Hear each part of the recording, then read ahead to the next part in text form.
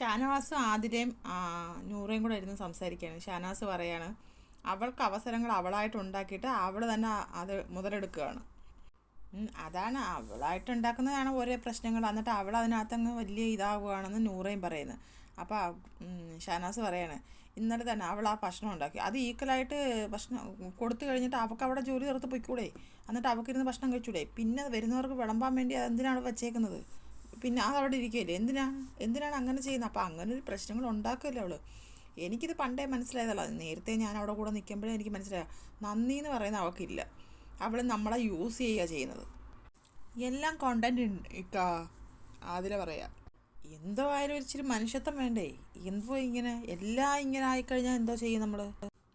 അവിടെ തെറ്റ് വെള്ള പൂശി നിൽക്കണം. നൂറ പറയാണ് ഇപ്പം അനീഷ് ചെയ്യുന്ന കൂട്ട്.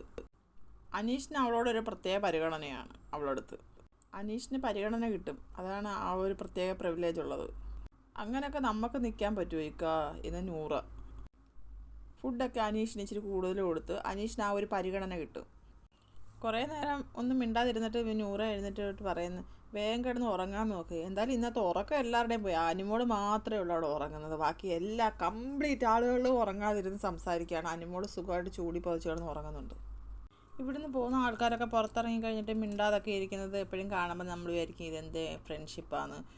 പക്ഷെ അവൾ കാണിക്കുന്നത് ജെനുവിൻ ആണെന്ന് ഞാൻ വിചാരിച്ചെന്ന് അതിലെ പറയാണ്. അവൾ അനിമോൾ ജെനുവിനായിട്ട് തന്നെയാണ് നിന്നത്, നീ ആ ജെനുവിനായിട്ട് നിൽക്കാഞ്ഞത് കുത്തിത്തിരിപ്പായിട്ട് നടക്കുന്നു. എന്നിട്ട് അനിമോളെ കുറ്റം പറഞ്ഞ് പാരാത്രിക്ക് ഉറക്കൊഴിഞ്ഞിരിക്കുന്നു. അങ്ങനെ ചില കാര്യങ്ങൾക്ക് അവൾക്ക് നന്ദിയില്ല. അവൾ നമ്മളെ യൂസ് ചെയ്യുക എന്നുള്ളതാണ്. ഷാനവാസ് വീണ്ടും പറയുക ഞാൻ ആദ്യ കാലഘട്ടത്തിൽ ഇതേപ്പറ്റി പറഞ്ഞില്ലേ. ഇവിടുന്ന് നേരെ പോകുന്ന അനുവിൻ്റെ വീട്ടിലേക്കാണെന്നല്ലേ നീ പറഞ്ഞുകൊണ്ടിരുന്നത്. എന്നോട് അവൾ പറഞ്ഞിട്ടുണ്ട് എന്ത് കണ്ടിട്ടാണ് നിങ്ങൾ എൻ്റെ പിന്നാലെ നടക്കുന്നതെന്ന്. ഷാനവാസ് പറയാണ് അതന്നാണ് അവൾ ഞങ്ങളോടും പറഞ്ഞത്, എന്ത് കണ്ടിട്ടാണ് നിങ്ങൾ എൻ്റെ കൂടെ കൂട്ടുകൂടിയെന്ന്. അത്ര ദാരിദ്ര്യം നമുക്കില്ല. അതിലെ പറയാണ് അവൾക്കത് ആദ്യം തോന്നിയെങ്കിൽ അവൾ എന്താ അപ്പം പറയാഞ്ഞത്, അവളെന്തിനാണ് നമ്മളെ വെച്ചുകൊണ്ടിരുന്നത്. അപ്പോൾ അവൾ തിരിച്ചങ്ങനെ ആയിരുന്നോ, അതുകൊണ്ടായിരുന്നോ. എല്ലാം അവിടെ അഭിനയമായിരുന്നു. വാ പോയി കിടന്നുറങ്ങാൻ വരുന്നിടത്ത് വെച്ച് കാണാം. രണ്ടുപേരും എഴുന്നേറ്റ് പോവുകയാണ് ഉറക്കം വരുന്നെന്ന് പറഞ്ഞിട്ട്.